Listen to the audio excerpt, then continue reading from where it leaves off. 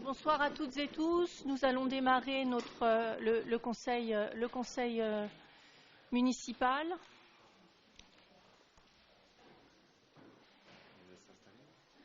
C'est bon, on démarre. Ils sont en bout de liste. Voilà. On va démarrer par l'appel. Comme de coutume, mesdames, messieurs, bonsoir. Brigitte Jallet. Présente. Yassine Bazumgoula. Catherine Girard. Christophe Lavial. Véronique Buridago. Frédéric Chéneau, qui devrait nous rejoindre. Colette Martin-Chabert. Patrick Lalande. Franck Fradin. Maxime Villouin. Pour information, Maxime quittera la séance à 19h et a donné son pouvoir à Brigitte Jallet. Christophe Cizaret a donné son pouvoir à Véronique Buridago. Blaise Aurélien Kamedje Chokobou a donné son pouvoir à Yassine Bazumgoula. Anne-Marie Accard. Romain Mercier. Céline Roussilla qui donne son pouvoir à moi-même. Pierre-Cécile Ruffieux-Monnier qui donne pouvoir à Christophe Lavial. Ghislaine Nureau qui donne pouvoir à Romain Mercier. Jawad Boyedine. Léa Aubourg-de-Vergne. Jean-Claude Marino. Florence Moreau. Florence, qui devrait nous rejoindre. Timothée Lucius. Laurence Lemay. Laurence Adreau. Lydie Perrin qui donne pouvoir à Franck Fradin. Jean-Emmanuel Rennelier, que j'ai vu. Oui. Pascal Javois, qui donne pouvoir au même Jean-Emmanuel Rennelier. Karine Prigent, qui est excusée. Saad Ouarab, qui va nous rejoindre peut-être. Jean-Noël Robin, Christine Bourret et Karine Tafouro. Je vous remercie.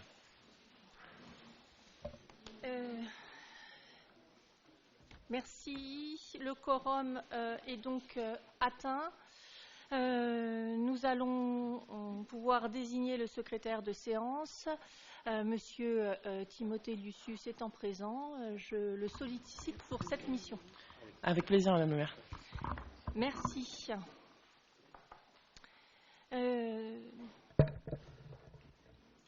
Nous allons démarrer le conseil municipal en rendant un hommage à Monsieur Paul Londiche. Je remercie ses proches de leur présence ce soir avec nous. Donc nous rendons hommage ce soir à Paul Londiche, un ami disparu récemment. Paul nous a précédés sur les bancs de l'Assemblée municipale. En effet, il a siégé durant les 3 mandats de la municipalité conduite par Jean-Pierre Lapère et aux côtés de Marcel Thomas, dans la liste d'union de la gauche avec le Parti communiste. Paul était très investi tant dans la vie municipale que dans le quotidien de la vie abrésienne. Dans l'association du centre-ville auprès de Claude Thiberge, dans l'association Que choisir avec un rôle comptable, dans l'association La Pommode, dont il était le trésorier, dans la SMOC Rando, en charge du jeudi, jour de la randonnée hebdomadaire, et longtemps représentant 7 sections de la SMOC au comité directeur de la SMOC générale. Membre de la Fédération des conseils de parents d'élèves, la FCPE, signaleur bénévole aux foulées et aux petites foulées abrésiennes. Homme discret et très efficace, il formait avec Marcel Thomas, auquel nous avons rendu hommage en 2019, un binôme solidaire et engagé. Plusieurs élus de ce conseil municipal l'ont côtoyé de 1983 à 2001. Nous nous souviendrons à la fois de sa discrétion et de sa fidélité dans son engagement municipal et politique. Auvergnat, comme Jean Ferrat, auquel il aimait faire référence, toute sa vie professionnelle s'est déroulée dans l'entreprise Alcatel, à laquelle il était attaché, d'autant plus qu'il y a rencontré Françoise, devenue son épouse. Outre leurs engagements, ils étaient un couple très voyageur, puisqu'avant et pendant leur retraite, ils ont visité pas moins de 40 pays, s'enrichissant des cultures diverses qu'ils découvraient ou partageaient. À son épouse Françoise, à ses 2 enfants, Estelle et Vincent, à ses 2 petits-enfants, nous exprimons ici notre sympathie et notre solidarité amicale en cette épreuve. et je vous remercie de bien vouloir procéder à 1 minute de silence en sa mémoire.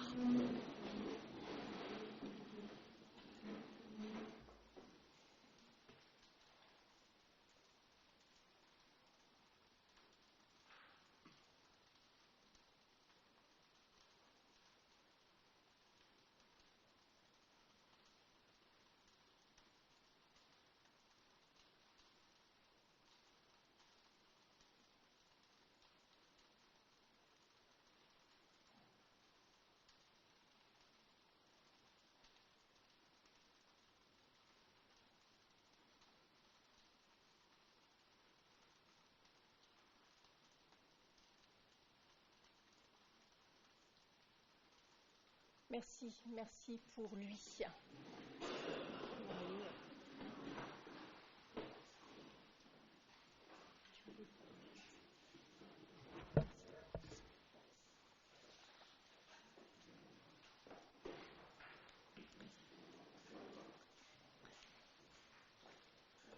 Monsieur Renelier. Madame, Saad Ouarab vient de m'envoyer un SMS comme quoi il s'excuse, il ne pourra être présent ce soir. Et par contre, j'ai une question, il m'avait donné dans ce cas-là une procuration, mais je crois qu'on ne peut avoir qu'une procuration dans la période actuelle. On ne peut, effectivement, maintenant, on ne peut plus. Il y avait eu pendant la crise sanitaire, c'est ça, autorisation d'avoir de pouvoir, mais ce n'est plus valable, effectivement. Donc bon, il est excusé, entendu, merci. Avant de poursuivre l'ordre du jour du Conseil municipal, peut-être aussi faire un retour sur le mois d'octobre. Octobre, la semaine bleue, octobre rose également. Remercier l'ensemble des partenaires qui ont contribué à faire de ces 2 événements des réussites. La semaine bleue a permis de réunir un grand nombre, en tout cas, de seniors sur la semaine qui était fléchée, avec un format cette année différent. On en avait déjà échangé, avec plus d'ateliers, plus de forums, et ça semble être en tout cas une formule qui a satisfait un grand nombre de nos seniors. Donc on aura évidemment le temps du bilan de notre côté, mais probablement qu'on repartira sur un format comme celui-ci pour les années prochaines. Et puis évoquer l'Urbray, le festival, qui s'est effectivement bien déroulé, sans difficulté, que l'on avait effectivement reporté de juillet à octobre, mais avec l'intention réelle qu'il puisse avoir lieu sur l'année 2023. Pour une première édition, c'est à peu près 3000 personnes qui sont venues sur le festival. Donc, pour une première édition, on peut considérer qu'elle est réussie. Et puis rappeler que c'est aussi le premier festival de ce type-là sur la métropole, donc c'est aussi engageant pour les prochaines éditions. Et là aussi, je tiens à remercier très sincèrement l'ensemble des partenaires qui ont accompagné la ville pour l'organisation de ce festival, et vraiment très particulièrement l'ensemble des services et des agents de la ville mobilisés, parce qu'ils se sont mobilisés par 2 fois. C'était effectivement un moment important dans la vie de la collectivité. Et voilà, je réitère mes remerciements en tout cas au nom de la municipalité, pour le temps passé, la mobilisation et la réussite de cet événement. Voilà, ça semblait important de reparler de ces manifestations automnales. Nous allons du coup pouvoir démarrer le Conseil municipal. Le premier point étant donc la création du Conseil pour les droits et devoirs des familles. Madame Girard. Merci Madame le maire.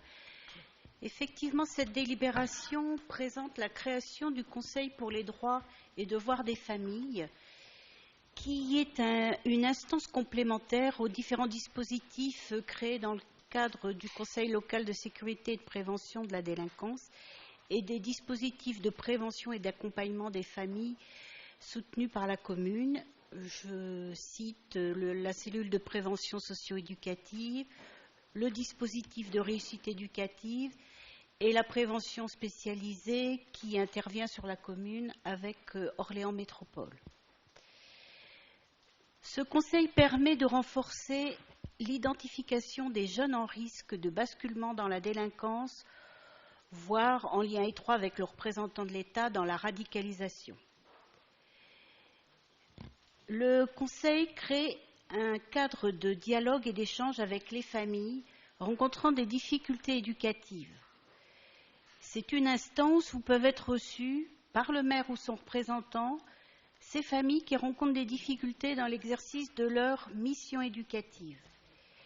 Il se réunit afin d'examiner avec chaque famille les mesures d'aide à l'exercice de sa fonction parentale susceptible de lui être proposée et l'opportunité d'informer les professionnels de l'action sociale et les tiers intéressés par les recommandations qui lui sont faites.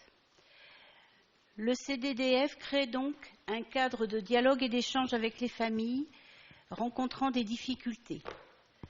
Son rôle est un rôle solennel et symbolique. Il permet d'accompagner les familles, de soutenir la fonction parentale, de prévenir et de lutter contre l'absentéisme scolaire ou la rupture scolaire et d'accompagner les parents le plus en amont possible pour prévenir les mineurs des dérives délinquantes. Je voudrais insister sur une fonction importante de ce conseil qui est la co-construction. Les familles à qui il sera proposé de venir échanger dans le cadre de ce conseil sont là pour être entendues et sont là pour écouter les propositions qui pourront leur être faites. C'est un espace de respect et d'échange. Le CDDF entend construire avec la famille un projet d'accompagnement, d'informer les parents sur leurs droits et leurs devoirs envers leurs enfants et d'informer aussi le jeune. Le jeune sera aussi rencontré. Le CDDF se composera de Madame le maire de Saint-Jean-de-Bray, de l'adjointe au maire déléguée à la politique de la ville et à la prévention, du coordinateur du CLSPD-CDDF ou de son représentant qui instruira les dossiers qui seront proposés à ce conseil, du représentant de l'État, par exemple l'Éducation nationale, du responsable du pôle Est de la prévention spécialisée ou de son représentant et de la directrice du CCAS de Saint-Jean-de-Bray. L'action et le bilan annuel du CDDF sera présenté chaque année lors du conseil plénier du CLSPD. Il est donc proposé au conseil municipal d'approuver la création du Conseil pour des droits et devoirs des familles pour la commune de Saint-Jean-de-Bray. Merci, Madame Girard. Est-ce qu'il y a des questions ou des remarques? Non. Monsieur Renelier? Alors, vous intitulez cette délibération « Création ». Il me semble, en ayant regardé dans l'historique, que votre groupe avait combattu cette action qui avait été mise en place il y a 20 ans par Jacques Chevalier. Et vous la combattiez parce que cette méthode ostracisait les familles.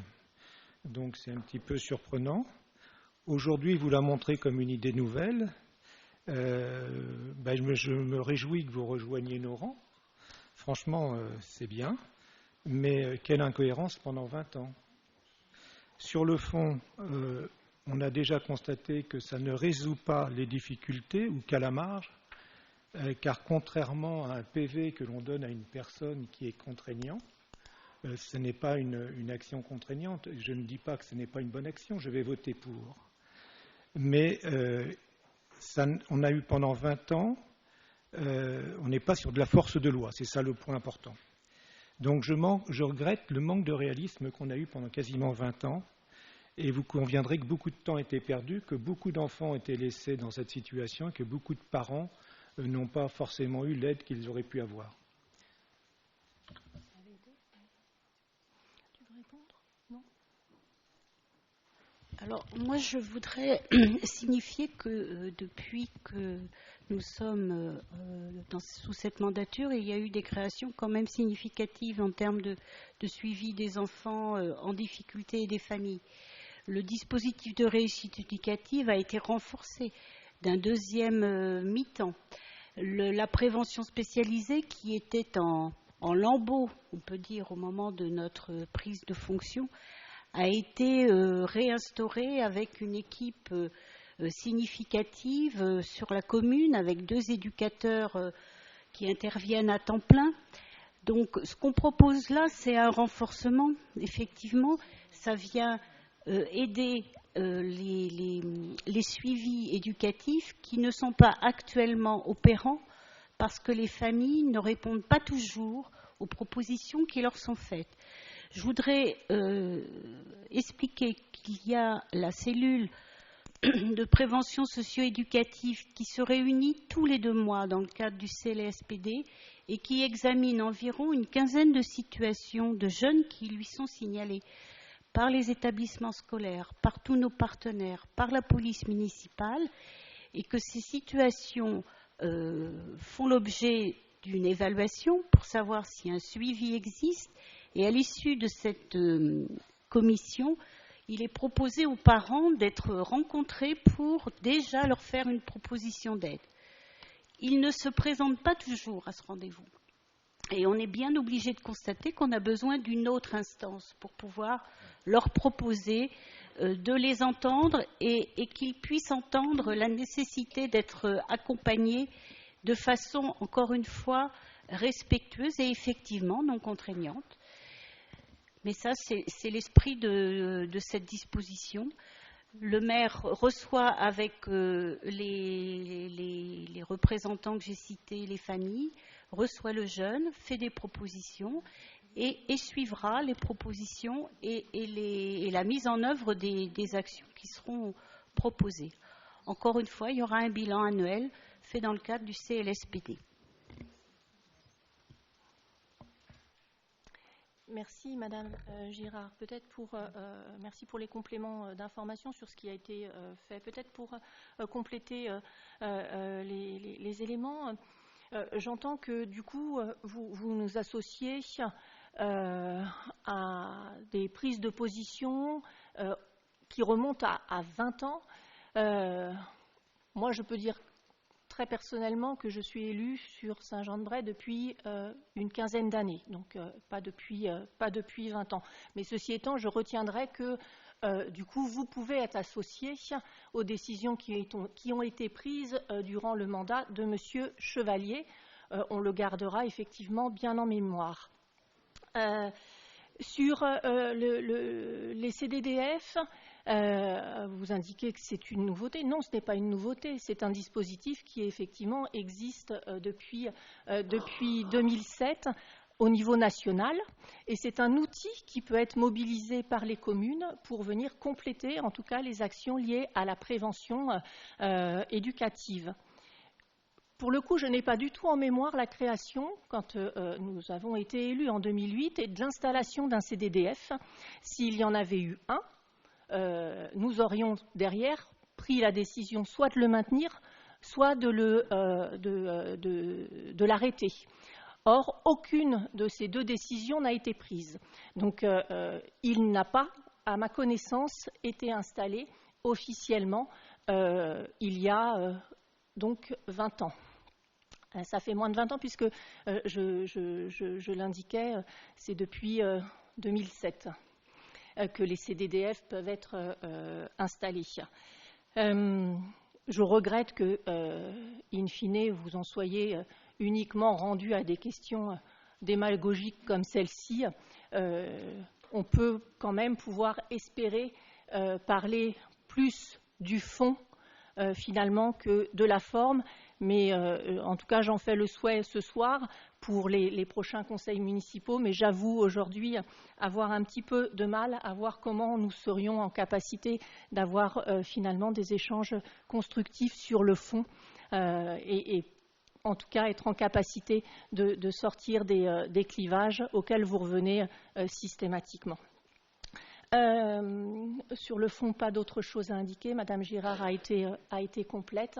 Je pense que nous allons pouvoir, s'il n'y a pas d'autres questions, procéder au vote. Donc, concernant la création du Conseil pour les droits et devoirs des familles. Qui est contre? Qui s'abstient? À l'unanimité, merci. Madame Girard, toujours, concernant la convention adulte relais avec l'État.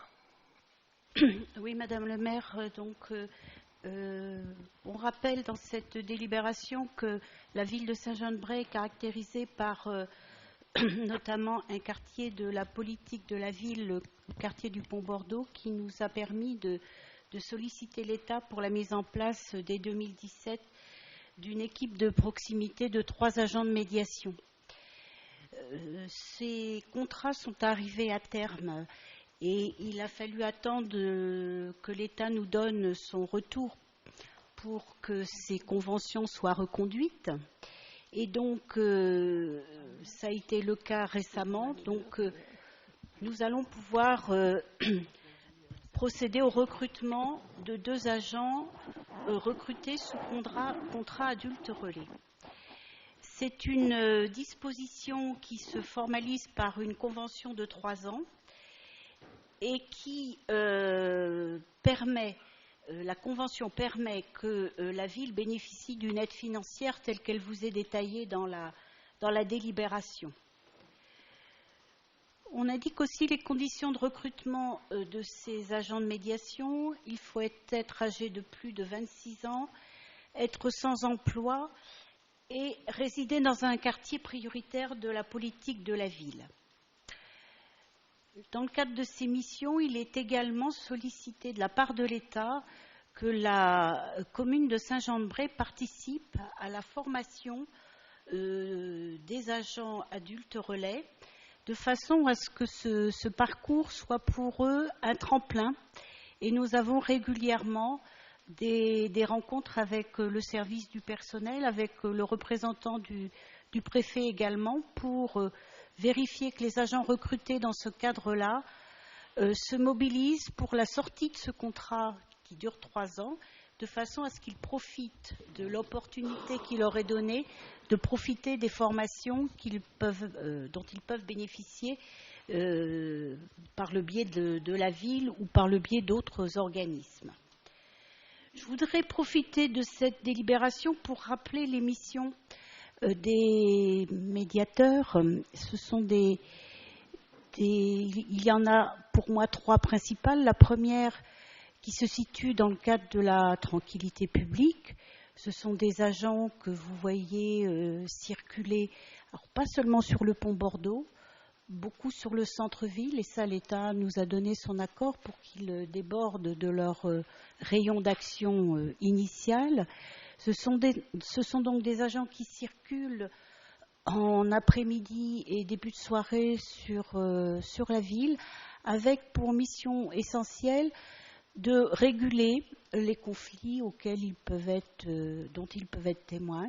Ils sont notamment aux sorties des collèges, aux sorties des écoles. La deuxième mission principale, c'est aussi de pouvoir permettre l'orientation des publics qu'ils rencontrent, qui viennent directement les solliciter pour un problème, pour une question. Et ils sont précieux pour indiquer aux habitants de Saint-Jean-de-Bray le service auquel ils doivent s'adresser. Ils sont aussi très très précieux pour rencontrer les parents qui commencent à bien les connaître et qu'ils orientent auprès des dispositifs cités précédemment, la réussite éducative et la prévention spécialisée. Et puis, troisième mission, ce sont aussi des agents du regard, puisqu'ils regardent sur la ville. Ils sont donc dehors, ils voient tout ce qu'il se passe, ils sont importants pour signaler tous les dysfonctionnements qu'ils repèrent sur la voie publique. Ils sont aussi importants pour signaler, par exemple, les dépôts d'encombrants. Enfin voilà, ce sont des retours importants pour la municipalité, parce que régulièrement, ils sont amenés à faire part de ce qu'ils observent. Donc voilà, Madame le maire, après avis favorable de la commission compétente, il est proposé au conseil municipal d'approuver les conventions s'y annexées et d'autoriser Madame le maire à les signer ainsi que les pièces afférentes. Merci Madame Girard. Est-ce qu'il y a des questions ou des remarques? Madame Martin-Chabert. Je trouve que ces deux délibérations se complètent parfaitement, Madame le maire, puisqu'on est là vraiment dans tous les dispositifs qu'on met dans le cadre de la prévention de la délinquance et dans les actions dans un QPV. C'est vrai que c'est très différent d'associer à la fois les familles, les professionnels, etc., plutôt que de convoquer simplement dans le bureau du maire, ceint d'une écharpe, un enfant pour le réprimander en présence de ses parents. C'est ce qui se faisait, semble-t-il, il y a quelques années de ça. Merci. S'il n'y a pas d'autres remarques, nous allons pouvoir procéder au vote. Qui est contre? Qui s'abstient? À l'unanimité. Merci. Madame Jallet, concernant la cession de terrain au lieu-dit Les Charbaux.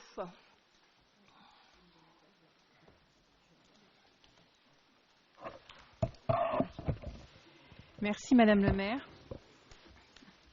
Alors ce dossier de Les Charbaux, il est déjà passé effectivement en conseil municipal en mai 2022, il y a déjà à peu près 1 an et demi.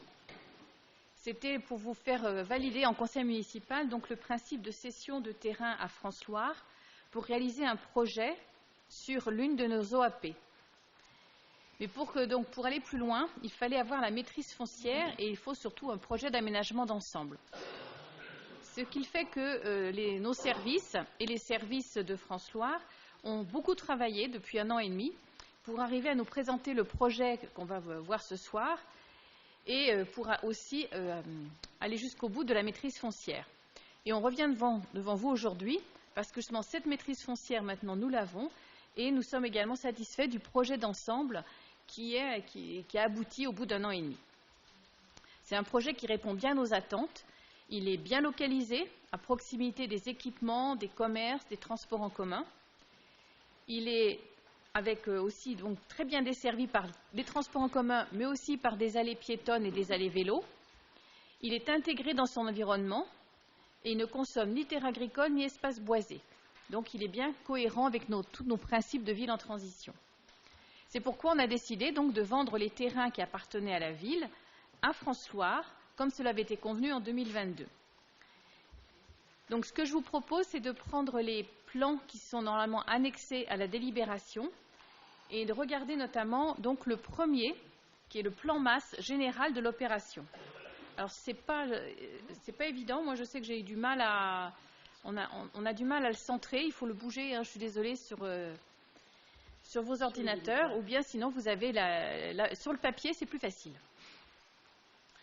Donc c'est un projet il y a 2 parties dans cette OAP, une partie à l'ouest, une partie à l'est, qui sont reliées par un îlot de fraîcheur, qui est la partie assurée en vert en haut. Si on prend la partie à l'ouest, donc là, vous voyez que c'est un secteur qui va être desservi par une voie qui part de la rue Jean Zay et qui va ensuite descendre vers le sud, et notamment qui va pouvoir permettre de relier la rue Salvador Allende. Dans cette partie, vous avez un béguinage. Ce sont des petites maisons réservées aux seniors, des maisons locatives, des maisons individuelles avec des jardinets. Et c'est tout ce qui est le plus à l'ouest, le plus près du pont Bordeaux, autour d'une place centrale qui sera une place verdoyante, donc un espace vert.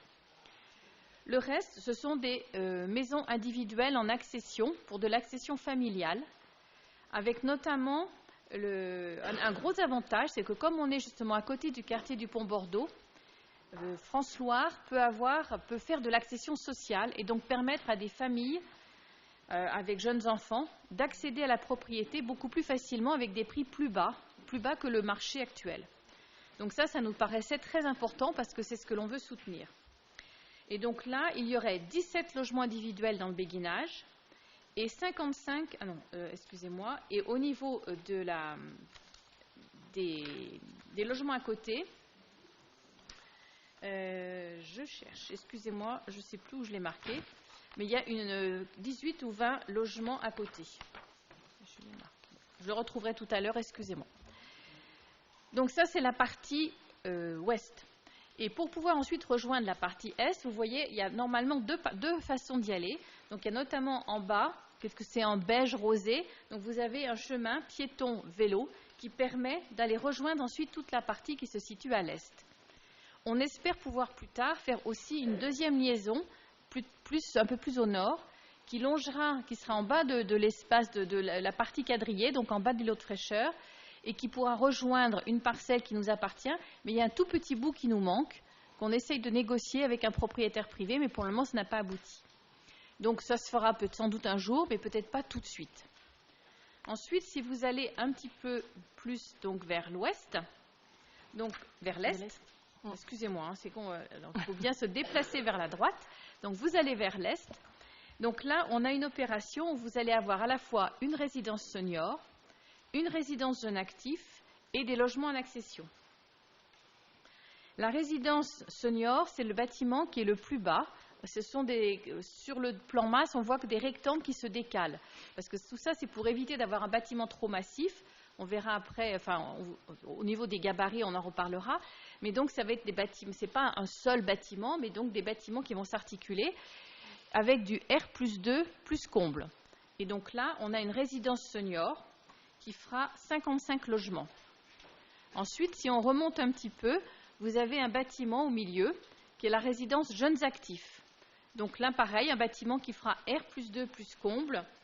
Et les jeunes actifs, ce sera un bâtiment qui fera 49 logements et qui sera toujours donc R+2 plus comble. Et quand on remonte encore un petit peu plus, là, vous avez des logements qui sont en accession avec une cible aussi privilégiée qui reste les familles ou les familles monoparentales. Donc il y a à la fois des logements pas trop grands pour les familles monoparentales et aussi des logements familiaux avec des types 4 et des types 5, ce qui est rare. Les types 5, c'est notamment les 3 maisons individuelles accolées qui donneront sur la rue Jean-Zay et qui seront des logements d'ailleurs avec des combles aménageables qui ne seront pas aménagés tout de suite pour là aussi diminuer les prix. Parce que l'objectif était toujours d'essayer de trouver des logements accessibles parce qu'on voit bien qu'actuellement c'est le gros problème, le prix des logements a trop augmenté et les jeunes ont beaucoup de mal à pouvoir devenir propriétaires accédants. Donc ça, c'est le plan masse. Donc vous voyez, ce qui nous intéresse, c'est que dans ce plan, vous avez à la fois une localisation très intéressante puisqu'on est entre la rue Jean-Zay et la rue Jean Jaurès, très proche du centre-ville. On est tout à côté d'une station du tram. Si on va tout au bout, vous descendez, il y aura un petit square public et une allée, là aussi piéton-vélo, qui permet d'aboutir juste sur l'arrêt du tram qui correspond à l'arrêt Verville. On est également très proche des commerces du pont Bordeaux. Il y a d'ailleurs une venelle qui permettra d'y accéder directement à pied ou à vélo. Il y a la pharmacie qui est rue Jean-Zay. Donc voilà, on est vraiment très proche de toutes les commodités. On a aussi une mixité très importante, puisque vous avez à la fois une mixité générationnelle. On a des jeunes actifs, on a des seniors, on a des familles, on a des logements collectifs et des logements individuels, on a du logement social et du logement privé. Donc on a vraiment énormément de mixité. Ça aussi, c'est quelque chose qui nous tient vraiment à cœur. Et pour les seniors, on a 2 formules, donc je vous disais, le béguinage, parce que ça, c'est quelque chose qui nous est très demandé, que pour le moment, on n'a pas vraiment réussi encore à produire. Des petits logements donc individuels pour personnes âgées, mais qui ne soient pas isolés, qui soient regroupés et avec des services. Parce que donc le béguinage qui se situe à l'ouest pourra profiter de tous les services qui vont être dans la résidence-service à côté.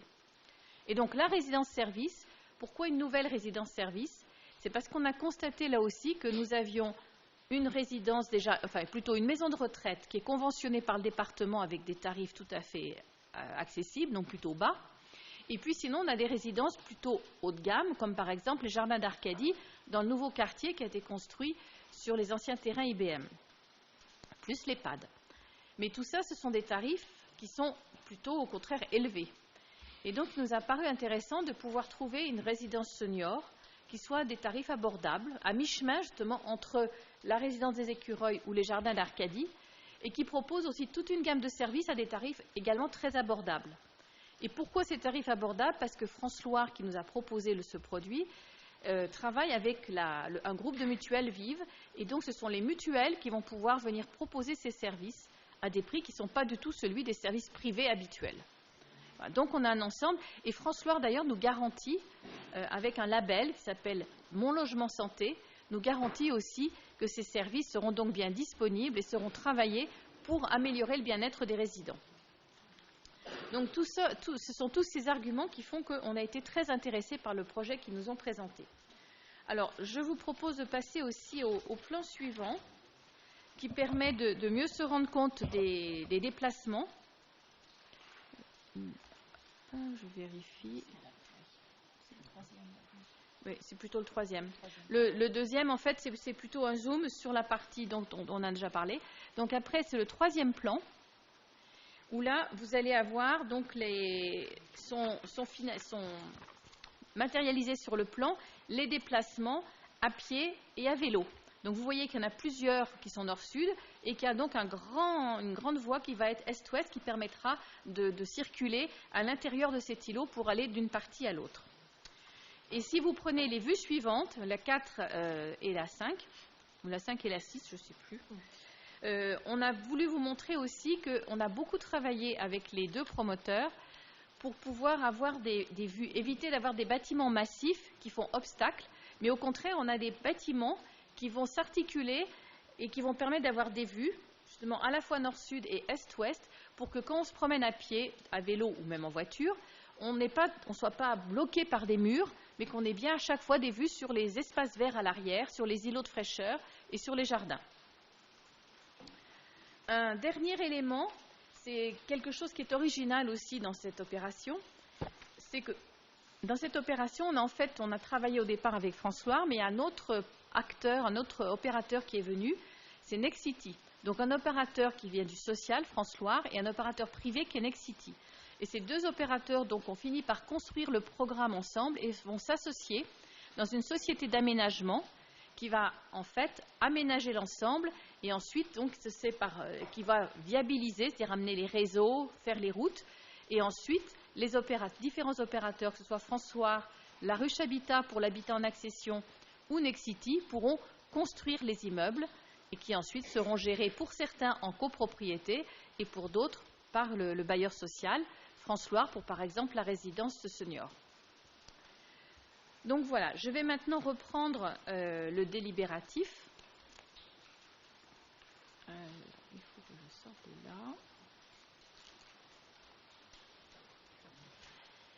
Donc dans le délibératif, vous avez la liste de toutes les parcelles qui appartiennent à la ville et que la ville donc souhaite pour le moment vendre à François. François a donné son accord pour acheter l'ensemble de ces parcelles au prix de 950 000 € hors taxe.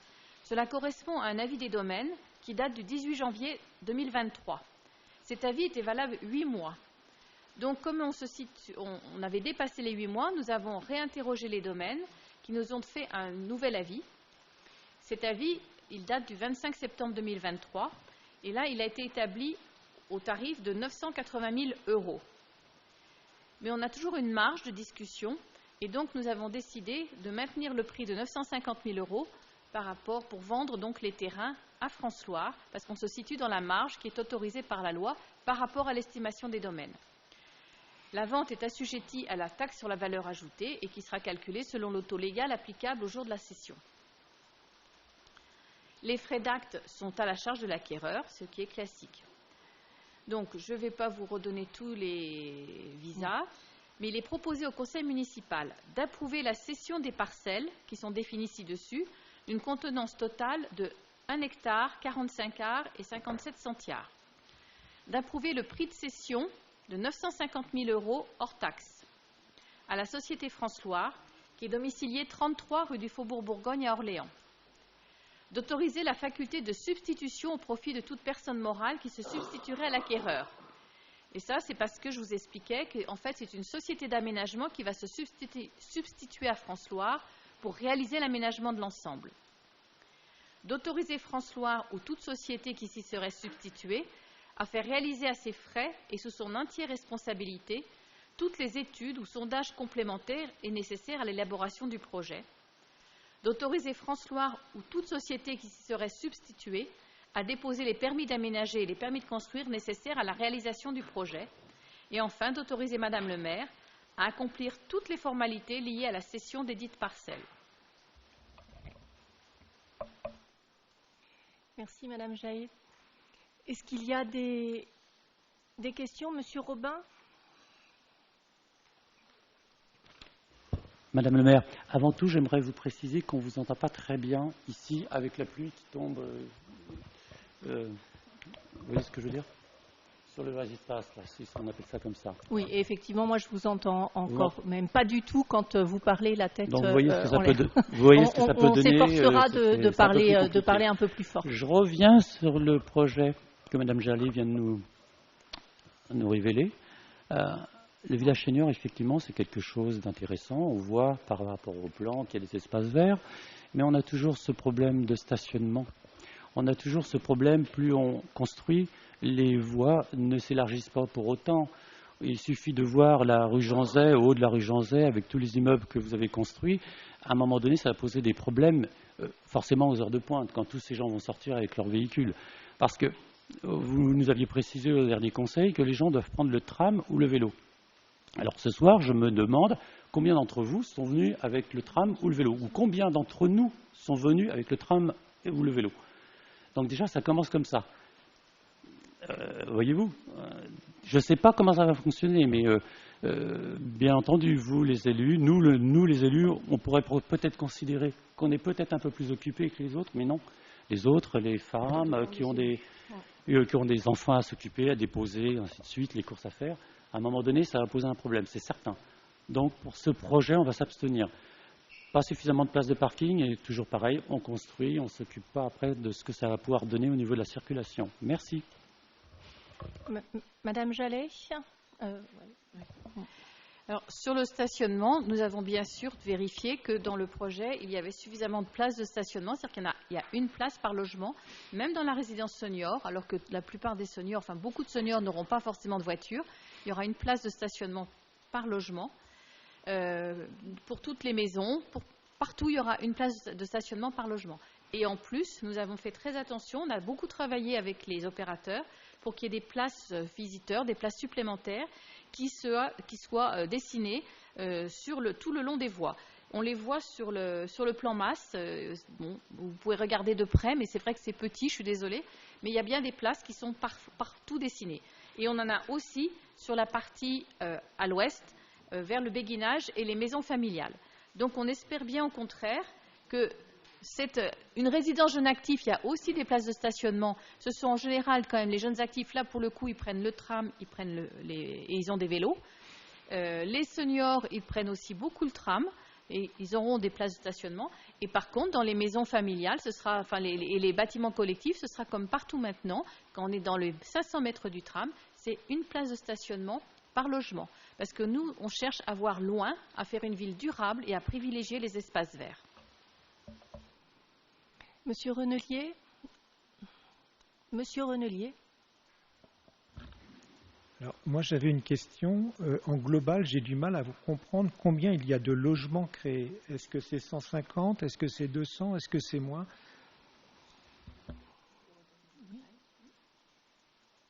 Je vais vous redonner le détail. Alors, vous avez d'abord donc un béguinage avec 17 logements. Ensuite, vous avez, à côté du béguinage, 16 maisons en accession sociale avec la ruche. Donc ça, c'est la partie ouest. À l'est, vous avez la résidence jeune actif, où là, ce sont 49 logements. La résidence senior, ce sont 55 logements. Et puis, les logements familiaux, vous avez là, à nouveau, 39 logements qui seront dans un collectif et 3 maisons familiales. Au total, si vous multipliez par les coefficients pour savoir combien de personnes, ça devrait faire à peu près 300 habitants. Alors, si ça vous intéresse, j'ai aussi le détail des typologies de logements. Donc, dans la résidence senior, ce sont essentiellement beaucoup de T2, 45 T2, ce qui est plutôt logique, hein, que ce soit une personne seule ou un couple, avoir une chambre et une pièce à vivre, mais il y aura aussi 2 T3 et 8 T1 bis. Les résidences jeunes actifs, par contre, là, ce sont en général toujours des types 1 ou des types 1 bis, c'est-à-dire que c'est un studio, c'est autour de 24 mètres carrés. Au niveau des logements, les logements en accession sociale qui seront donc à l'ouest, à côté du béguinage, là, on aura Ce sont en général des T3, T4. Là, je n'ai pas la typologie précise. Et puis, les logements construits par Nexity sur la partie Est, là, on aura 18 T2, 16 T3, 5 T4 et 3 T5. Et c'est maintenant assez exceptionnel d'obtenir 5 T4 et 3 T5. C'est vraiment très difficile.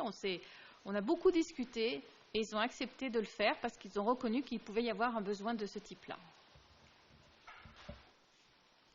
Merci Madame Jallet. Madame Aubourdevert. Merci Madame le maire. Alors, je ne vais pas élever le débat dans cette assemblée, mais à titre personnel, moi je suis venue à pied. Voilà.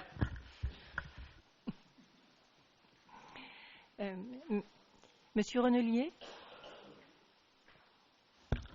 Merci Madame Jallet de ces précisions. Donc en gros, on a 180 logements, un petit peu plus.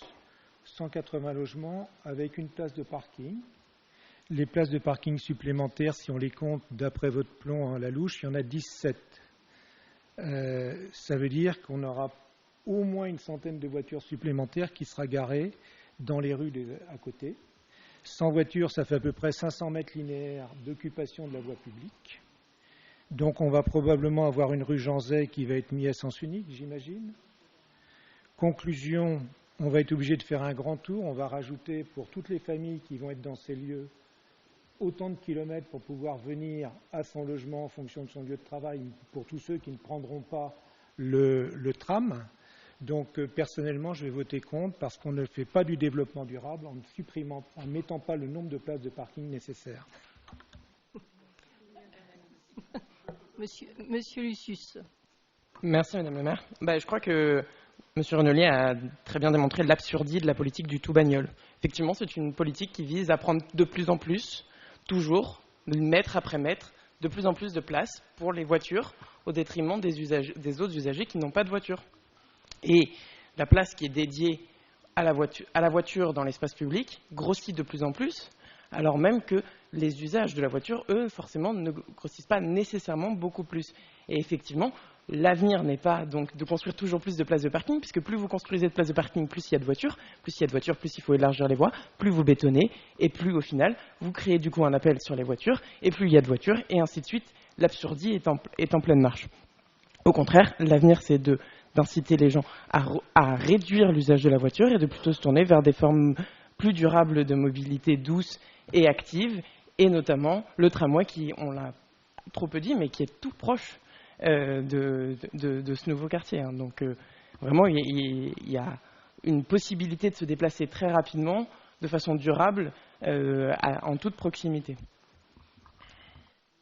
Monsieur de la Fournière. Merci Madame le maire. J'ai l'impression de prendre un coup de jeune, entre guillemets, ce soir, parce que tout à l'heure on évoquait les conseils municipaux précédents, les mandats précédents, et il y a 15 ans, ici même, premier mandat de David Tiberge, projet phare, l'école Anne-Franck, et deuxième projet phare, exactement en face de l'école Anne-Franck, une maison de retraite. Et je me rappelle de débats enflammés ici, dans la salle du conseil, mais c'était ici sur la structure du conseil municipal, vous l'aurez compris. Pourquoi faire une maison de retraite tout proche du tram? Pourquoi faire une maison de retraite juste en face d'une école? Pourquoi mettre des gens plutôt anciens en face de plutôt minots, plutôt gamins? Et déjà à cette époque-là, je me disais, c'est peut-être la ville de demain, c'est peut-être la proximité, c'est peut-être des concentrations positives. Et là, j'ai l'impression, au travers des excellents arguments développés par ma consoeur Brigitte Jallet, qu'on est à l'opposé de ça, c'est-à-dire que, pas à l'opposé d'Anne-Franck et maison de retraite, pardon, mais on fabrique la ville de demain. C'est-à-dire que j'ai le sentiment, en regardant le projet, là, et ces différentes voies, sans parler de la voiture, que le côté intergénérationnel est intimement présent, je crois que tout le monde a pu le voir, que les proximités du cœur de ville sont importantes. Il y a énormément de personnes qui, depuis des lustres, se demandent ce qu'allaient devenir ces terrains, et aujourd'hui, on voit un débouché, et un débouché de partenariat. C'est-à-dire que tout à l'heure, Brigitte Jallet narrait le travail mené avec France Loire, puis avec Nexity, donc on a une vraie forme de partenariat aussi. Ça ne s'est pas fait sans nos actions, nos interrogations, et le projet a été évolutif. Donc y a un aspect décloisonné à l'intérieur de cette zone. Il y a un aspect décloisonné qui me semble extrêmement important. Parce que, quand je dis décloisonné, on n'est pas sur de la petite propriété restrictive fermée sur elle-même. Au contraire, on souhaite favoriser tous les déplacements entre la résidence-service et le béguinage. Vous voyez, il y a 100 mètres là, il y a 100 mètres complètement sécurisés, où on peut se déplacer de l'un à l'autre, où on peut aller profiter de services, où on peut se rendre visite tout bêtement. Voilà pourquoi j'utilise le terme décloisonné. Je suis particulièrement sensible, bien sûr, à l'aspect intergénérationnel, puisqu'il y a beaucoup de communes où la proximité de la résidence jeunes travailleurs et puis de béguinage ou de logement pour les plus anciens peut provoquer des rencontres, voire des échanges de services, etc. Et je pense qu'on aura l'occasion d'en reparler. Madame Martin-Chabert. Oui, je trouve qu'avec ce projet, on est quand même en adéquation avec les résultats de l'analyse des besoins sociaux qui nous a été présentée il n'y a pas si longtemps, qui faisait ressortir en fonction des tranches d'âge les besoins en logement, les besoins, etc., en activité. Donc, et puis à titre personnel, effectivement, de voir arriver un béguinage, de voir, je me dis que c'est super de pouvoir côtoyer des plus jeunes dans un même quartier et d'être à proximité du tram sans avoir besoin d'utiliser sa voiture. Madame Jallet. Je voulais juste réinsister sur le fait qu'effectivement, il y a peut-être plus de 180 logements à peu près au total, mais qu'au niveau des logements familiaux, il y en a une cinquantaine, peut-être entre 50 et 60, et ce sont ces logements-là, donc pour lesquels effectivement on a besoin de stationnement. Ils auront forcément déjà une place en garage, et dès qu'il s'agit de maisons, vous savez qu'il y a aussi obligation d'avoir une deuxième place. Donc tous ces logements auront largement ce qu'il faut pour pouvoir stationner leur voiture. Pour nous, ça pose absolument aucun souci à cet endroit-là. Ça peut le poser à d'autres endroits, mais dans ce secteur, je pense que vraiment, il n'y aura pas de souci.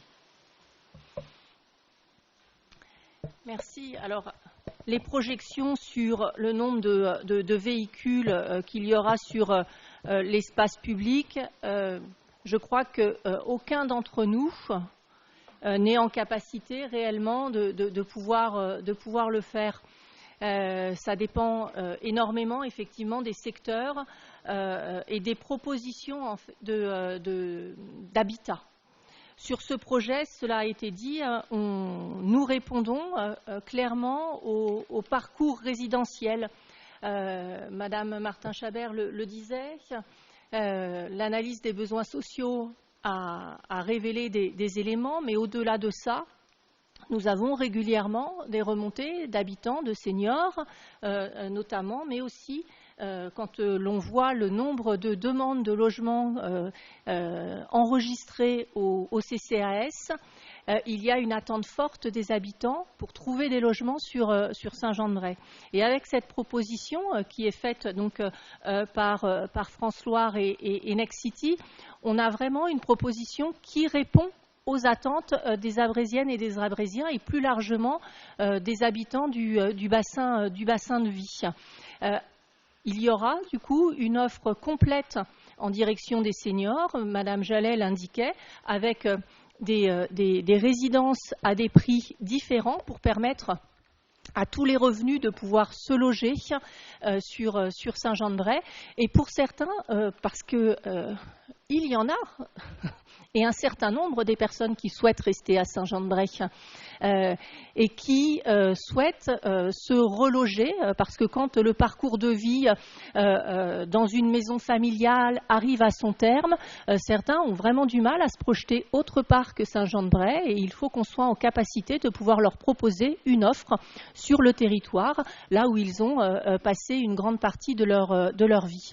Et puis, Madame Jallet l'indiquait aussi, il ne faudrait pas que Saint-Jean-de-Bray, finalement, n'accueille plus que certaines catégories d'habitants. Et il y a aussi cette problématique du prix, en tout cas à l'acquisition, et il faut qu'on soit en capacité, là aussi, de proposer aux habitants différentes formes de possibilités d'accession à la propriété, au-delà, évidemment, des propositions dans le parc social. Donc, ce projet qui est présenté par France Loire et Next City, parce que, Monsieur Robin, je réponds aussi à ce que vous indiquiez. Non, ce n'est pas la ville qui construit. La ville ne construit pas tout. D'ailleurs, là, nous cédons des terrains pour qu'il y ait un projet qui nous ait été présenté puisse se réaliser. Mais évidemment, nous validons ce projet-là qui répond, en tout cas, de notre point de vue, à des demandes très importantes qui sont effectivement remontées par les Abrésiennes et les Abrésiens. Peut-être... Concernant le stationnement et ce tout-voiture auquel il faudrait continuer à répondre, moi je n'ai jamais entendu et je n'ai jamais vu dans aucun écrit que le tout-voiture était développement durable. Alors, si ça a été le cas, il faudra me ressortir le texte, mais c'est plutôt l'inverse. Donc, il faut qu'on soit en capacité de pouvoir projeter. Et c'est en ça que, normalement, les élus sont missionnés, hein, c'est de projeter une vision à long terme sur la collectivité, sur la commune, avec le vœu, effectivement, que l'on arrive à accompagner les transformations nécessaires, qui sont de plus en plus nécessaires, mais nous en avons déjà parlé, pour faire face, malheureusement, aux crises qui vont nous impacter plus encore dans les années à venir. Ce qui m'intéressera de voir, c'est, excusez-moi de vous prendre aussi en exemple, Monsieur Renelier, mais quel sera votre positionnement à la métropole quand il s'agira d'évoquer la question des zones à faible émission mobilité? Parce que là, effectivement, le tout-voiture va à l'encontre du ZFE. Donc, je serais intéressée de voir votre positionnement dans une autre instance. Je vous remercie en tout cas pour les échanges. Nous allons maintenant clore le débat et procéder au vote.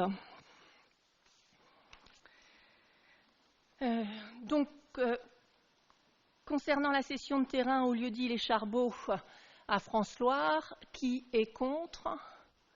2 contre. Qui s'abstient? 3 abstentions. Merci. Le point suivant étant donc la mise à jour du règlement général d'utilisation des équipements culturels, sportifs et des salles municipales. Madame Buridago. Merci Madame le maire. Alors comme l'explique bien le titre, il s'agit bien d'une mise à jour. Depuis qu'a été mis en place le guichet unique vie associative, il nous est apparu important de fusionner les 3 règlements des salles municipales, le règlement des salles municipales, le règlement des installations sportives et le règlement des installations culturelles, pour n'en faire plus qu'un, puisque les associations sont tout à fait légitimes à demander à utiliser des salles de structures différentes ou d'utilisations différentes. Donc, pour leur permettre de trouver sur le même document le règlement des salles auxquelles ils peuvent prétendre, de toutes les salles auxquelles ils peuvent prétendre, nous avons procédé à la fusion des 3 règlements. Il nous paraissait aussi important d'intégrer la réglementation en matière de nuisances sonores qui n'existait pas dans le précédent règlement. Donc chaque année, lors de l'attribution des créneaux à l'année, des salles et équipements aux associations en particulier, il est demandé de retourner signer le règlement des salles municipales, ce qui permet d'avoir trace de l'accord de la part du président ou de la présidente.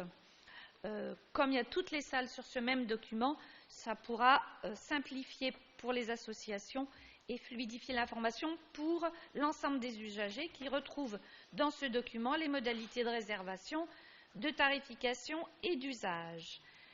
Il y est fait aussi référence au cadre partenarial que nous avons voté il y a 1 an à peu près, à la charte de la laïcité et à la charte de la ville en transition.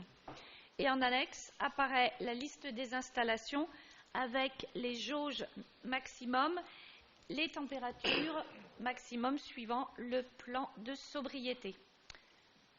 et les salles qui sont autorisées à la location aux entreprises en particulier sont identifiées. Voilà donc l'objectif de ce document. Donc il est proposé au Conseil municipal d'abroger la délibération 2021-006 du 5 février 2021 adoptant le règlement des équipements sportifs et des salles municipales et d'adopter ce nouveau règlement général d'utilisation des équipements culturels, sportifs et des salles municipales. Merci, Madame Buridago. Est-ce qu'il y a des questions? Monsieur Renelier? Oui, je vais voter cette délibération. Par contre, je m'interroge sur l'utilisation de la salle des fêtes pour les entreprises. J'ai été questionné. Alors malheureusement, la salle des fêtes était occupée par une association. Ce jour-là, ce n'était pas possible. Mais pour pouvoir faire des assemblées générales, entre autres d'entreprises sociales et solidaires, je souhaiterais que cette salle des fêtes puisse être ouverte dans ce genre de choses. Donc je tenais à le signaler. Madame Buridago? Elle l'est effectivement sous réserve de disponibilité, puisque priorité est donnée d'abord à la ville, ensuite à la saison culturelle et aux saisons des différentes associations culturelles. Et quand il reste de la disponibilité, déjà certaines entreprises ont déjà sollicité et ça a déjà eu lieu. Et ça va avoir lieu au mois de novembre avec le Crédit Agricole, si je ne m'abuse. Monsieur Lavial? Oui, juste pour prolonger et dire que voilà, ça nous est arrivé de très nombreuses fois dans les années passées de réserver la salle des fêtes pour des entreprises ou pour le groupement des entreprises de la zone intercommunale, le GESI, avec lequel nous travaillons, et où on a même fait des événements ensemble. De la même manière qu'on a pu permettre au GESI d'organiser son assemblée générale sur une des gratuités au cirque Grus, une des gratuités de la commune. Donc voilà, nous sommes des partenaires de longue date des entreprises et de leurs groupements. Pardon. Et donc, évidemment, nous les accompagnons autant que faire de besoin. Merci. S'il n'y a pas d'autres questions, nous allons pouvoir procéder au vote. Qui est contre? Qui s'abstient? À l'unanimité, merci.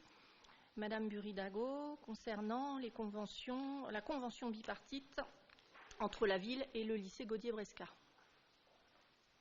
Merci Madame le maire. Si vous m'y autorisez, je vais parler des deux délibérations puisqu'il y a celle pour le lycée Gaudier-Bresca et pour le lycée Jacques Monod.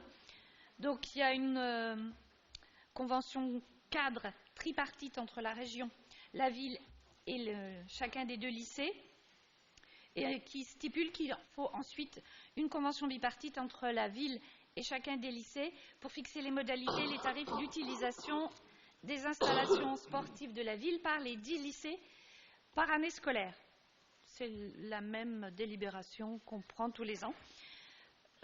Suite au Covid, nous nous sommes aperçus qu'il était important de citer toutes les installations sportives puisque, en fonction des consignes sanitaires en particulier, les professeurs de PS peuvent être obligés de changer d'activité en fonction des consignes qu'ils doivent appliquer. Donc toutes les installations sont citées avec les tarifs horaires qui leur reviennent. Et donc à la suite de cela, il est proposé au conseil municipal d'autoriser Madame le maire à signer la convention bipartite fixant les modalités et tarifs d'utilisation des installations sportives de la ville avec chacun des deux lycées pour l'année scolaire 2023-2024.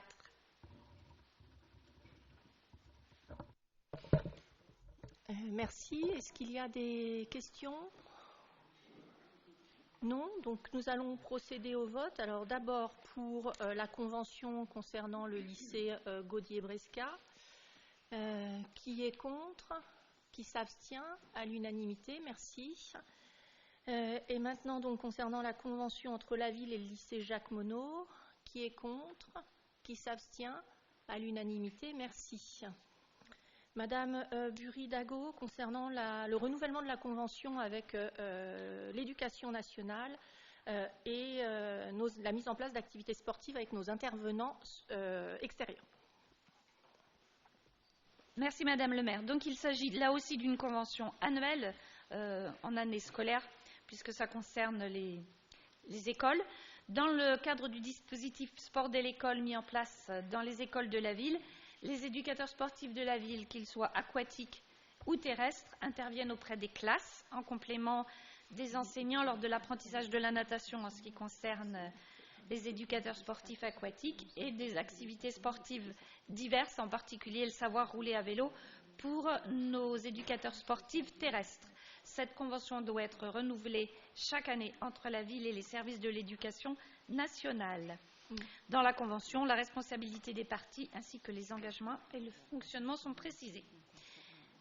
Ceci étant exposé, il est proposé au Conseil municipal d'autoriser Madame le maire à signer ladite convention avec l'Éducation nationale pour l'organisation d'activités sportives avec les intervenants extérieurs dans les écoles de la ville.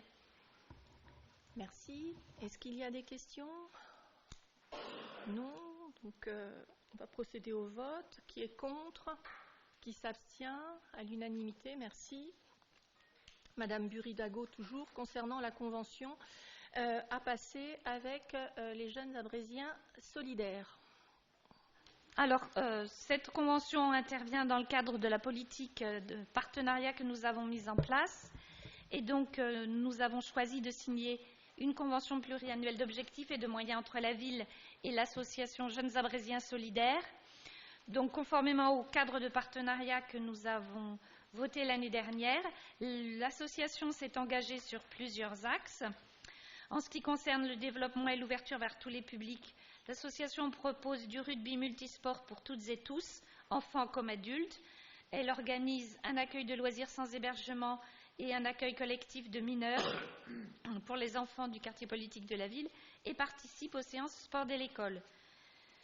Pour ce qui relève de la transition écologique, démocratique et solidaire, ils ont décidé de limiter l'impact des activités, en particulier au niveau des gobelets et des goûters. Ils font leur assemblée générale annuelle statutaire et obligatoire. Dans ce qui concerne la lutte contre toutes les formes de discrimination et la citoyenneté, ils organisent chaque année le Téléthon. En ce qui concerne l'accès à la formation, ils forment de jeunes arbitres et des bénévoles. Pour la promotion de la santé et de l'inclusion, ils sont partenaires d'Octobre Rose et, comme je l'ai dit tout à l'heure, vont fournir des goûters moins caloriques pour les enfants. Et au niveau du rayonnement de la ville et du patrimoine, ils participent à de nombreux événements de la ville, je pense en particulier au 14 juillet. Ils ont, dans le cadre de la Coupe du Monde, organisé à Brésitaire de rugby dans le parc des Longues Allées, et leurs véhicules seront siglés Saint-Jean-de-Bray. Merci. Donc, ceci étant exposé, il est proposé au Conseil municipal d'autoriser Madame le maire à signer la convention pluriannuelle d'objectifs et de moyens entre la ville et l'association Jeunes Abrésiens Solidaires. Merci. Est-ce qu'il y a des remarques? Non. Donc, qui est contre? Qui s'abstient? À l'unanimité, merci. Monsieur Lalande, concernant la désignation des référents déontologues des conseils municipaux. Merci Madame le maire. Donc le Code général des collectivités territoriales, en son article L 1111-1, dispose que tout élu local peut consulter un référent déontologue chargé de lui apporter tout conseil utile au respect des principes déontologiques développés dans la charte des élus. Alors c'est une charte qui s'impose aux élus depuis l'élection de 2020, même si cette dernière, bien sûr, n'a aucune valeur normative. J'en profite pour rappeler quelques articles importants de cette charte, comme le premier qui expose la manière dont nous devons exercer nos fonctions, le 6e, où l'élu s'engage à être assidu dans les organes délibérants et les instances où il a été désigné, et bien sûr le 3e relatif au conflit d'intérêts. Donc plusieurs textes fin 2022 ont été publiés pour mettre en œuvre ce dispositif. Le rôle de ces déontologues est donc d'assister l'élu sur des interrogations qu'il pourrait avoir sur ses obligations liées à sa fonction en matière d'impartialité, de dignité, de probité et d'intégrité, mais aussi sur toute question relative bien sûr à la notion de conflit d'intérêts. Le conflit d'intérêts, c'est la loi du 11 octobre 2013 relative à la transparence de la vie publique qui définit pour la première fois cette notion comme toute situation d'interférence entre un intérêt public et des intérêts publics ou privés qui est de nature à influencer ou apparaître influencer l'exercice indépendant, impartial et objectif d'une fonction. Donc, au regard de certaines situations, le conseil d'un déontologue peut être précieux. À la demande donc de certaines communes métropolitaines, Orléans Métropole propose de mettre en place un dispositif de collège de déontologues pour l'ensemble des élus métropolitains et des conseils municipaux. Conformément au texte, il est proposé par une délibération similaire entre toutes les collectivités d'adhérer au dispositif métropolitain et ainsi donc de mutualiser l'organisation. Le collège de déontologie, une fois saisi par un élu, émet un avis confidentiel, à charge pour ce dernier de le respecter ou pas. Il s'agit d'un avis sans effet contraignant et l'élu donc reste libre de ne pas suivre ses recommandations. C'est à ses risques et périls. Donc la délibération qui vous est présentée précise les noms des 3 déontologues, des professionnels de droit, les modalités de saisine, les moyens matériels pour la métropole et le montant des indemnités sous la forme de vacation, à la charge bien sûr de chaque collectivité, et décrit le processus de confidentialité des échanges. Vous avez aussi en annexe la plaquette, une belle plaquette réalisée par la métropole qui résume parfaitement la procédure. Je précise enfin qu'un élu ne peut saisir le collège pour une situation concernant un autre élu. C'est rappelé dans le premier article que je vous ai donné, du Code général des collectivités territoriales.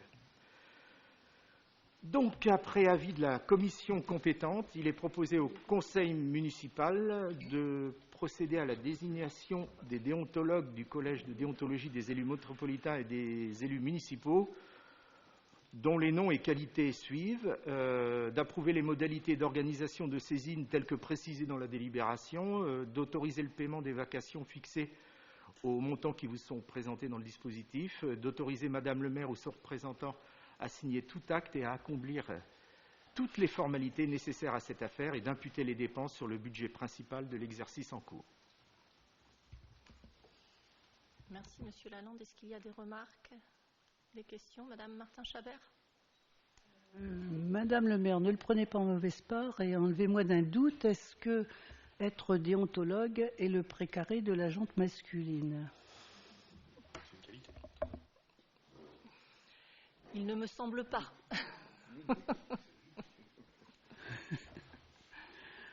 On sait aussi que les candidatures sont ce qu'elles sont et que quelquefois on n'a pas forcément le choix dans les commissions de recrutement et qu'il y a des candidats soit masculins, soit féminins, mais là, je trouve un peu dommage, c'est tout. Monsieur Renelier? Oui, je trouve que c'est une bonne chose d'avoir des déontologues. Je vais donner un cas précis. À la métropole, je n'ai pas voté, je me suis abstenu de participer et de voter à certaines délibérations parce que c'était des sujets de formation qui touchaient mon activité professionnelle, mais je ne suis pas sûr dans le fond que je n'aurais pas pu voter. Donc je vais pouvoir avoir des clarifications. Alors, vous avez raison. Après, sur le Conseil métropolitain, les services d'Orléans Métropole identifient avant chaque Conseil métropolitain les élus qui seraient effectivement concernés par un conflit d'intérêts. Donc, si vous n'êtes pas vous-même interpellé par les services d'Orléans Métropole quelques jours avant le Conseil métropolitain, c'est que vous n'avez aucun risque à siéger, à participer au débat et à voter les délibérations. C'est systématiquement fait, voilà. Donc moi ça m'est arrivé et c'est surtout, je ne crois pas que vous représentiez la métropole dans des instances particulières sur le territoire métropolitain et c'est souvent dans ce cas-là qu'il y a effectivement risque de conflit d'intérêts ou quand il y a des marchés publics qui sont effectivement pris par la métropole et qui concerne en tout cas des élus qui seraient membres des conseils d'administration de ces dites entreprises. Mais voilà, en tout cas, vous avez raison, c'est un outil supplémentaire qui permet de s'assurer à titre personnel d'être en règle dans le cadre des instances, qu'elles soient municipales ou métropolitaines. Nous allons pouvoir du coup procéder au vote. Qui est contre? Qui s'abstient? À l'unanimité, merci. Pour les 3 rapports suivants, je vais céder la parole à Monsieur Fradin, donc concernant le rapport annuel sur le prix et la qualité des services publics d'eau potable, puis sur le prix et la qualité des services publics d'assainissement, puis sur le prix et la qualité des services de prévention et de gestion des déchets pour l'exercice 2022. Merci Madame le maire. Donc vous avez les 3 rapports sur idées libres que vous avez pu consulter. Juste quelques mots concernant l'eau potable et puis l'assainissement et les déchets après. Je vais commencer par l'eau potable. Quelques faits marquants et quelques chiffres intéressants qui concernent Saint-Jean-de-Bray. Entre autres, c'est un forage sur la commune, situé à Feusbelaude. 3 châteaux d'eau que tout le monde connaît, Feusbelaude pour 2000 m3 de stockage, République pour 1000 m3 et Verdun pour 1500 m3 de stockage. Une eau qui est vérifiée pour sa conformité, puisque 47 prélèvements ont été effectués sur la commune de Saint-Jean-de-Bray. 100% des prélèvements, que ce soit physico-chimiques ou bactériologiques, sont conformes. On a une eau dont la dureté avoisine les 21 degrés français. Avant, nous avions une eau à 32, voire 35 degrés français avant l'usine de décarbonatation. Donc, on voit que l'usine de décarbonatation, même si 2022 est encore une année un petit peu charnière, puisque l'usine a été inaugurée et mise en fonction au mois de septembre 2022, si ma mémoire est bonne.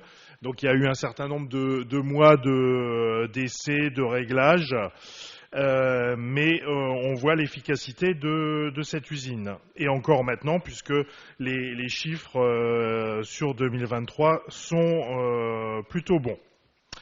Des travaux sur la commune, donc l'usine de décarbonatation quand même, des travaux importants, puisque c'est quand même un investissement de 5,8 millions d'euros, pour lequel la commune de Saint-Jean-de-Bray avait mis de l'argent de côté, si je puis dire, pour construire cette usine, qui a été transférée après à Orléans Métropole. Mais voilà, Saint-Jean-de-Bray avait thésaurisé pour construire cette usine, pour les Abrésiens. On peut traiter actuellement, donc si je reste sur l'usine de décarbonatation, 300 m3/h d'eau, avec une possibilité d'évolution, puisqu'on n'est pas à la capacité maximale de l'usine. On pourra à l'avenir traiter 400 m3 par heure si on le souhaite. Voilà. Autres travaux sur la commune en 2022, c'est des renouvellements de canalisation, notamment le 3e tronçon rue de Fredville pour 450 mètres linéaires. Et l'âge moyen des compteurs sur Saint-Jean-de-Bray est de 9 ans, donc qui est un âge tout à fait raisonnable. Et nous avons distribué sur la commune de Saint-Jean-de-Bray 1 345 000 m3.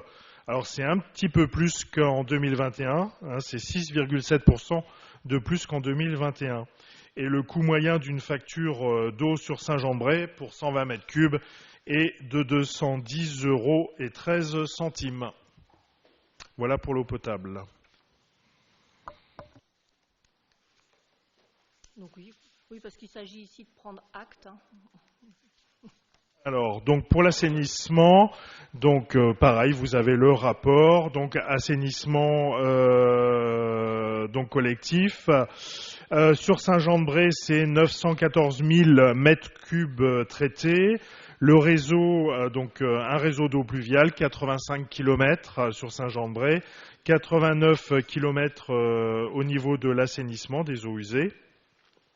La facture moyenne pour 120 m3, c'est 235 € environ. Et voilà, il y a des campagnes d'ératisation qui sont régulières. Il y a 2 campagnes exactement de dératisation qui sont menées tous les ans sur la commune. Et au total, donc pour Orléans Métropole, c'est 19 millions, plus de 19 millions de mètres cubes d'eau traitée dans les stations d'épuration.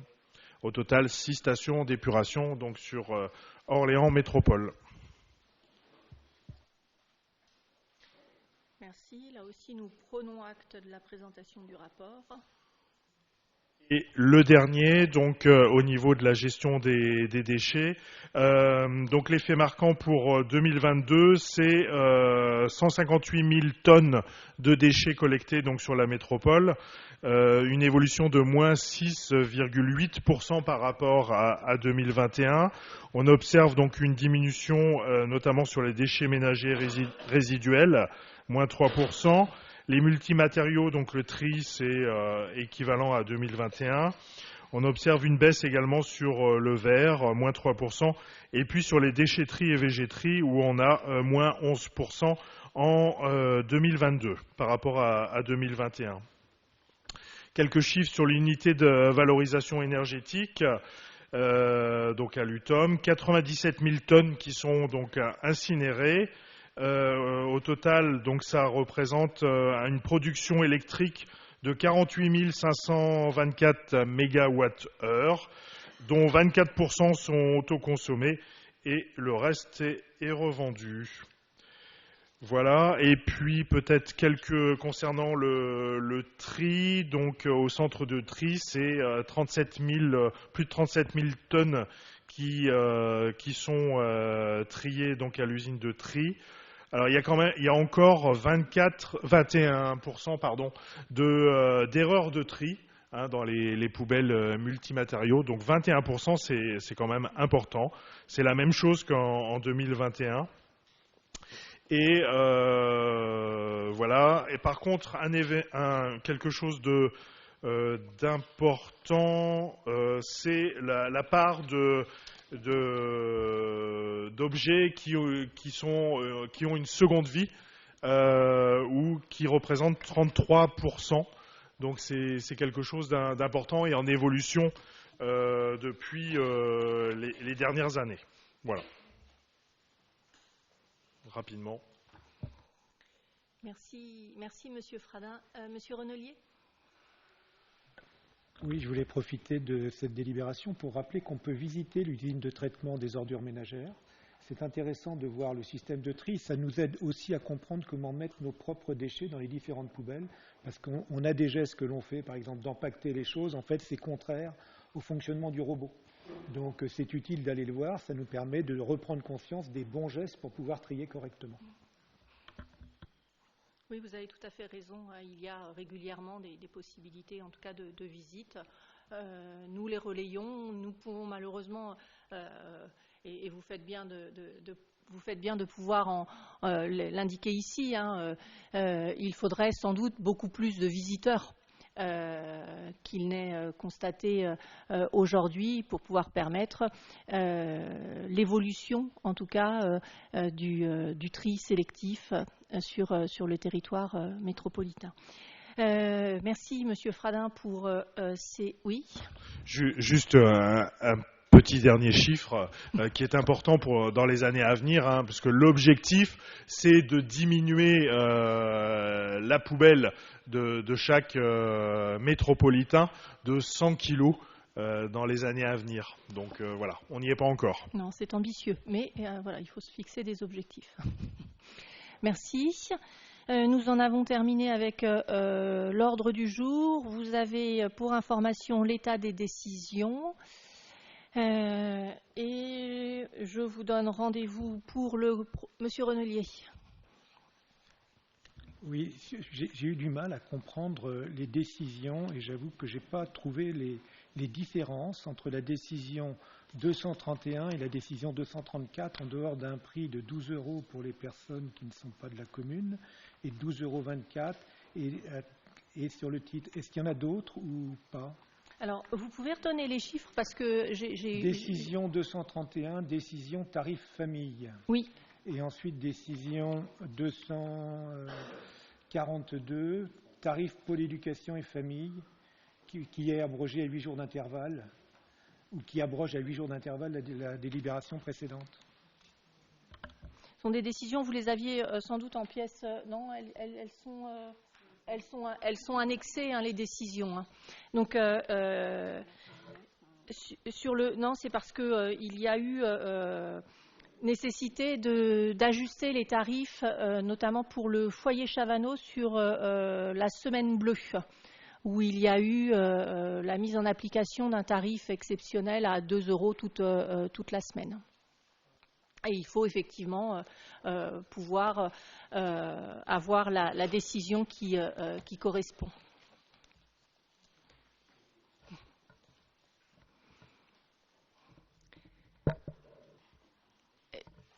Donc, s'il n'y a pas d'autres remarques, eh bien, je vais vous souhaiter une belle soirée et vous donner rendez-vous pour le prochain conseil municipal qui se tiendra donc le vendredi 24 novembre à 18 h.